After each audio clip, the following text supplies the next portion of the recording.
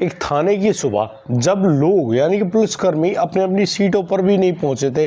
कोई ब्रश कर रहा है, कोई नहा रहा है, कोई अपने कपड़ों को वॉश कर रहा है, सभी लोग इधर उधर घूम तो रहे लेकिन अपने अपनी सीट पर मौजूद नहीं है। वहीं पर अचानक से एक गाड़ी आकर रुकती है। अब जैसे ही वो गाड़ी आई है, उस गाड़ी को देखकर सभी लोग चौंकन्ने हो जाते हैं, भाई आखिर क्या है। लेकिन उसमें से एक लड़का उतरता है।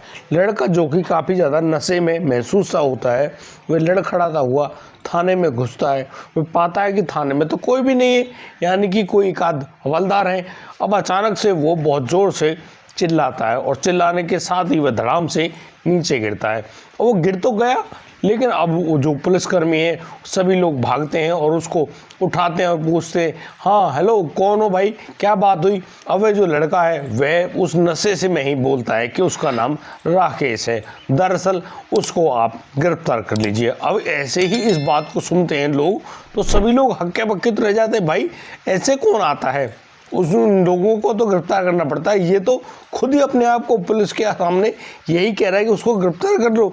लेकिन आगे वह राकेश कहता है कि उसने अपनी पत्नी का खून किया है और वह अपनी पत्नी को जान से मारने के बाद, उसके शरीर के टुकड़े करने के बाद, उसको सूटकेस में पैक करने के बाद, अपने घर में पैक करने के बाद, यानी कि घर को लॉक करने के बाद वह यहाँ पर आया है। अब तो पुलिस बिल्कुल हक्की बक्की रह गई। खुद पुलिस के हाथ पैर कांप गए कि यार ऐसा भी कोई आदमी यहाँ इस दुनिया में है जो कि इस काम को कर रहा है। यानी कि एक आदमी अपनी पत्नी की हत्या करने के बाद, उसके शव को सूटकेस में पैक करने के बाद, उसको घर में लॉक करने के बाद खुद पुलिस स्टेशन पहुंचा है। अब तो सभी पुलिसकर्मी बिल्कुल चौकन्ने हो जाते हैं और बस बहुत ही जल्दी उस लड़के को, यानी कि जो कि बेहोश हो चुका है पूर्ण रूप से, उसके हाथों में हथकड़ी तो लगाती है लेकिन उसको आनन फानन में लेकर भागती है प्राइवेट हॉस्पिटल। प्राइवेट हॉस्पिटल में जाने के बाद पता चलता है कि इस राकेश ने कोई पॉइजनस पदार्थ खाया, यानी कि जहरीला पदार्थ खाया है। अब तो इसकी जो जान है वो थोड़ी मुश्किल तो है, लेकिन डॉक्टरों के अथक प्रयास के कारण अब उस राकेश की जान बचा ली गई है और वह खतरे से बाहर है। और जब उस राकेश को यानी कि सरकारी हॉस्पिटल में पहुंचाया जाता है, तब जाकर राकेश के बयान ठीक ढंग से ले लिए जाते हैं और राकेश यहाँ पर सारी बात को खोल कर रख देता है। और दोस्तों मैं आपको बता दूं, जहाँ एक और सभी लोग जो नीले ड्रम के रूप में, यानी कि साहिल, मुस्कान और सौरभ वाले केस से अभी लोग उभरे भी नहीं थे, उसके बाद औरैया वाला केस आया, लेकिन जैसे ये बेंगलोर का केस आया है सभी के हाथ पैर कांप गए हैं। आखिर क्या हुआ था बेंगलोर में और क्यों वो लड़का अपने आप को उस थाने में सौंपने के लिए पहुंच गया। दोस्तों आइए जानते हैं पूरे मामले को। नमस्कार, आदाब, सत श्री अकाल दोस्तों, स्वागत है आपका हमारे YouTube चैनल किस्से क्राइम के। और दोस्तों आपसे वही प्यार भरी गुजारिश, आगे बढ़ने से पहले हमारे चैनल को सब्सक्राइब करना, नोटिफिकेशन की बेल को दबाना बिल्कुल ना भूलें। दोस्तों आज का बेहद ही हैरान करने वाला मामला सामने आया है बेंगलोर कर्नाटका से। दोस्तों बेंगलोर एक बिल्कुल आईटी हाईटेक सिटी, जहां पर आईटी से जुड़ी यानी कि सबसे बड़ी बड़ी कंपनियां मौजूद हैं। इनमें एक कंपनी होती है हिताची, बड़ी आईटी कंपनी। यहां पर जो डिप्टी मैनेजर पद पर तैनात है, जिसकी अभी अभी महाराष्ट्र से पोस्टिंग हुई है बेंगलुरु, तो बेंगलुरु में आता है। उस लड़के का नाम होता है राकेश, जो कि अपनी पत्नी के साथ बेंगलोर शिफ्ट हुआ है करीब 1 महीने पहले ही। और वह यहाँ पर बड़े ही ढंग से, बड़े ही खुशियों के साथ रह रहा है। लेकिन यहाँ उनके साथ आई है उनकी पत्नी गौरी दिखने में बेहद सुंदर, बहुत ही अच्छी पढ़ी लिखी, मास कम्युनिकेशन से उसने बीए किया है और वह महाराष्ट्र में बहुत ही अच्छी नौकरी भी किया करते हैं। लेकिन जब से वो लोग यहाँ बेंगलुरु में ट्रांसफ़र हुए हैं, यहाँ पर जो हाईटेक सिटी तो है ही बेंगलोर, अब वहाँ पर भाई खर्चे वगैरह भी बहुत ज़्यादा होते हैं। यहाँ अक्सर दोनों के बीच में कहासुनी हुआ करती है। अब ये कहासुनी कैसे है, किस लिए है, वो भी मैं आपको बता दूँ। यहाँ पर वो जो राकेश है वह अपनी पत्नी गौरी से अक्सर कहा करता है कि तुम घर में ही बैठी रहती हो, अरे कोई नौकरी ढूंढो भाई, अगर तुम नौकरी ढूंढोगी तो तुम्हें बहुत अच्छी नौकरी भी मिल जाएगी, लेकिन तुम तो नौकरी ढूंढती नहीं हो।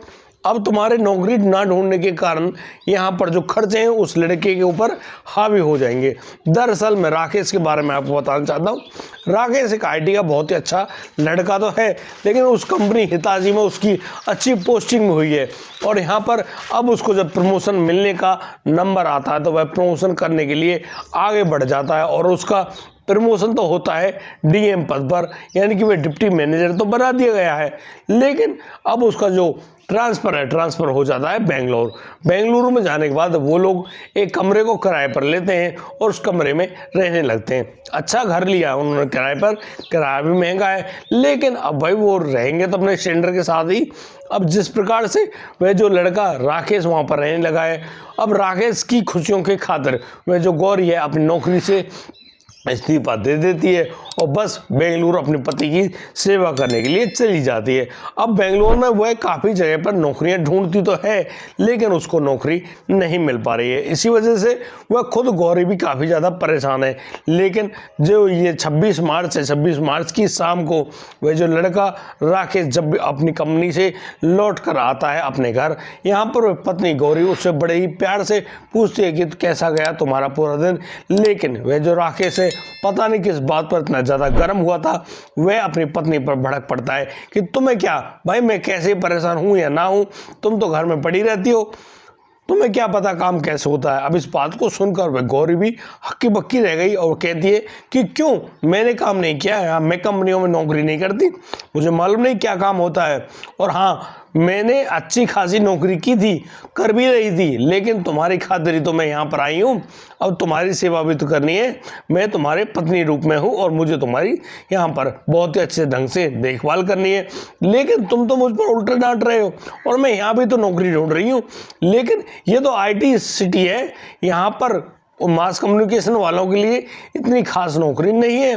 वह जगह जगह इंटरव्यू देकर आई है, लेकिन उसका इंटरव्यू अभी कहीं लगा ही नहीं है।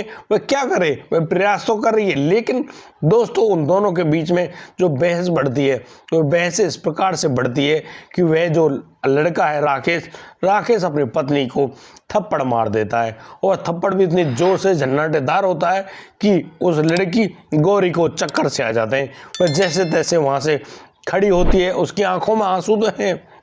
वह आगे बढ़ती है और किचन की तरफ जाकर वहाँ एक गिलास पीने का पानी लेकर एक गिलास पानी पीती भी है। उसके बाद वह वहीं पर पड़े हुए चाकू को उठाती है, क्योंकि राकेश अभी भी उससे बुरा भला कह रहा होता है। वह अब उस चाकू को अपने पति की तरफ फेंकती है। यहाँ पर निशाना नहीं लगाया गया था, लेकिन वह जो राकेश है उस चाकू से बच जाता है। इतनी ही बात को देखकर वह राकेश मतलब कि आग बबूला होते हुए उसी चाकू को उठाता है और बस दौड़ पड़ता है उस किचन में, और किचन में जाने के बाद अपनी पत्नी गौरी को दबोचता है और वहीं पर उसके ऊपर 6-7 बार ऐसे करता है कि बस वह जो गौरी है वहीं पर लहूलुहान हो जाती है। उसको काफ़ी ज़्यादा गहरी चोटें भी पहुंची हैं और वह अब वहीं पर अपने प्राण खो देती है। अब जैसे ही राकेश ने अपनी पत्नी की जान ली है, करीब 1 घंटे बाद जब उसका शरीर यानी कि उसका जो गुस्सा है वह ठंडा होता है, तब उसको रियलाइज होता है कि वह अपनी पत्नी की जान ले चुका है। उसके बाद तो उसके हाथ पैर फूल जाते हैं, बहुत ही ज़ोर से घबराता है और बस वह उस गौरी के जो शव है उसको डंप करने के बारे में सोच रहा होता है। पहला आइडिया उसके बारे में आता है कि वह रात के समय इनको सूटकेस में पैक करेगा, उसके बाद गाड़ी की डिग्गी में डालकर उसको कहीं पर फेंक आएगा। लेकिन यहाँ पर वह सोच रहा होता है कि यार वह ऊपर वाले माले में रहता है, वह नीचे अपनी पत्नी की जो बॉडी है उसको कैसे लाएगा, लोग यहाँ पर बहुत सारे सवाल उससे पूछेंगे। इसी बात को सोचकर वह इस प्लान को ख़त्म कर देता है। उसके बाद वह अपना जो बड़ा सा सूटकेस उठाता है, उसको खाली करता है। उसके बाद अपनी पत्नी गौरी के शरीर को उसमें ठूंसता है जैसे तैसे करके। उसके बाद वह उस सूटकेस को लेकर उसके बाथरूम में ले जाता है और वहाँ पर पानी चलाकर अपने हाथ पैर और यहाँ जो किचन है, किचन वगैरह को साफ करने के बाद उस सूटकेस को उस बाथरूम में ही छोड़ आता है। उसके बाद वह अपने हाथ पैरों को धोता है और पूरी रात उसी घर में रहता है। यहाँ पर राकेश कुछ शराब वगैरह का भी सेवन करता है। उसके बाद अब तो वह जब सुबह होती है, सुबह वह लड़का राकेश घर से निकलता है। वह नीचे वाले माले में रहने वाले जो एक कारपेंटर हैं उनसे कहता है कि एक काम करो, मैं तुम्हें एक सही सूचना दे रहा हूँ। दरअसल वह अपने घर जा रहा है और तुम्हें एक काम करना है, इस गौरी के परिजन जब यहाँ पर आएंगे तो तुम उनको बता देना कि मैंने गौरी को जान से मार दिया है और उसका सब सूटकेस में पैक किया हुआ उस बाथरूम में रखा हुआ है।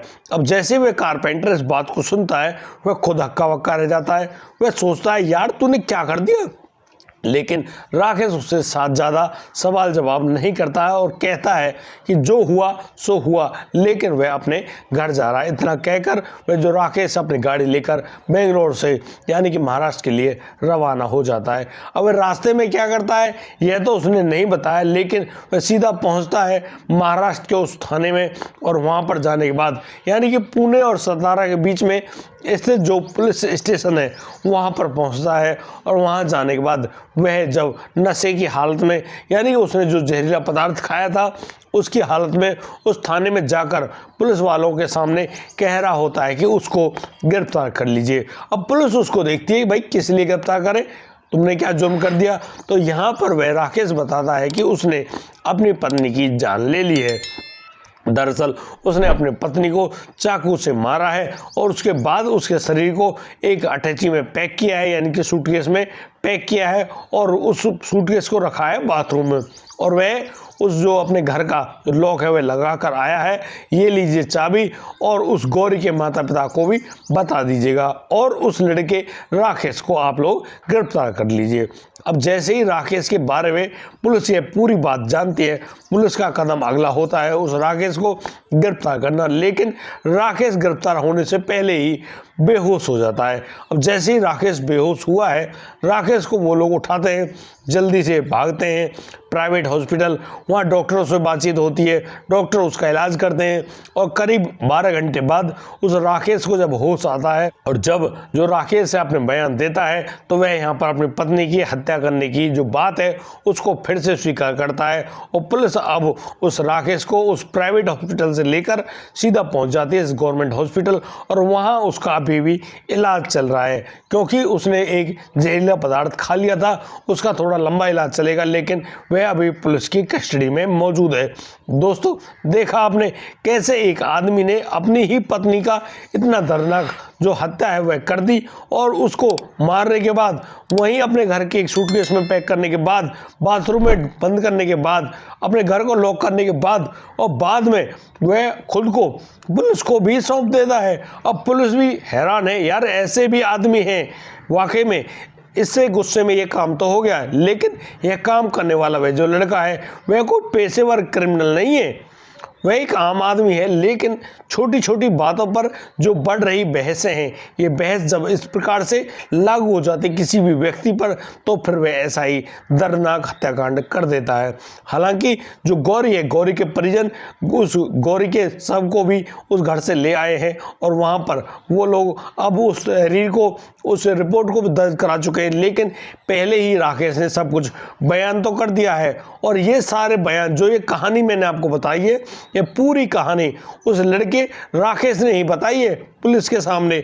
और पुलिस को एक एक बात को, एक एक पॉइंट को उसने जब बता दिया तो पुलिस भी हैरान रह गई। दरअसल हिताची कंपनी के आईटी सेक्टर में वह जो डिप्टी मैनेजर के पद पर तैनात जो राकेश है, राकेश को लाखों रुपए सैलरी के मिलते हैं। उसके बावजूद वह अपनी पत्नी के ऊपर ऐसा दबाव बना रहा था कि वह भी नौकरी करे, क्योंकि बेंगलोर में रहने का खर्चा काफ़ी ज़्यादा होता है। वह सोच रहा होता है कि यार वह उस खर्चे को कैसे निभा पाएगा। इसी वजह से उसने अपने पत्नी पर लगातार दबाव बनाया कि तुम भी नौकरी करो, मैं भी नौकरी करता हूँ और हम लोग जब पैसे को कमाएंगे तो यहाँ बेंगलोर में अच्छे ढंग से सेटल भी हो जाएंगे। लेकिन उसके दिमाग में क्या बात चल रही थी वह तो किसी को मालूम नहीं। लेकिन 26 मार्च को जैसे ही वह अपने घर आता है, वह पत्नी उससे जब उसके हाल चाल, उसके बारे में ज़्यादा बातें पूछती है तो यहाँ पर वह बहुत ही ज़्यादा गलत तरीके से गुस्से में आता है और भड़क पड़ता है और फिर यह दर्दनाक कांड भी हो जाता है। दोस्तों, हो सकता है राकेश जिस कंपनी से आया हो उस कंपनी में ही उसका कोई झगड़ा हो गया हो या फिर उस कंपनी को लेकर उसके दिमाग में बहुत सारी बातें हो गई हो जिनकी वजह से वह गुस्से में होगा और शायद उस जो उसकी पत्नी गौरी है, गौरी से बात करने पर उसका गुस्सा और भी ज़्यादा बढ़ गया हो। बस दोनों से अपना गुस्सा काबू नहीं हुआ और यह दर्दनाक कांड हो गया। भाई अपने आप को संभालो दोस्तों। इस पूरे घटनाक्रम को सुनाने का उद्देश्य किसी को परेशान करना नहीं है, किसी का दिल दुखाना नहीं है, लेकिन दोस्तों इन पूरे घटनाक्रमों को बताने का उद्देश्य इनके माध्यम से हम लोग आपको सीख और शिक्षा दोनों चीज़ देना चाहते हैं कि व्यक्ति जिस कंपनी या जिस भी इंस्टीट्यूशन में काम करता है वहाँ पर होने वाली बहुत सारी बातें, बहुत सारे झगड़े उनको अपने घर लेकर ना आए। और यदि आपको लग रहा है कि भाई ऐसी कोई बात बात हुई है तो आप लोग उसको ठीक ढंग से अच्छे विचारों से उसको शांत करने का सोचें ज़रूर। इतने होपलेस ना हो कि आप भड़क जाएं और बस हद से ज़्यादा आप क्या कर सकते हैं, जब आप अपने घर में आ गए, घर की चार दीवारी के अंदर हो, यहाँ पर यदि आप गुस्सा करते हो तो फिर यहाँ बुरा किसका होने वाला है, आपके अपने परिवार का, किसी और का नहीं। यानी कि गुस्सा कंपनी को लेकर है, गुस्सा आपके इंस्टीट्यूट को लेकर है, लेकिन उसको उतार रहे हो अपने घर पर, अपने बीवी बच्चों पर। ये कितना गलत है भाई। जिसका गुस्सा है उससे ही बात करो, अगर तुम में हिम्मत है तो, और नहीं तो आप नौकरी कर रहे हो एक लालच की वजह से, और जब तक ये लालच आप लोगों के ऊपर हावी रहेगा तब तक आपके साथ इसी प्रकार के कांड होते रहेंगे।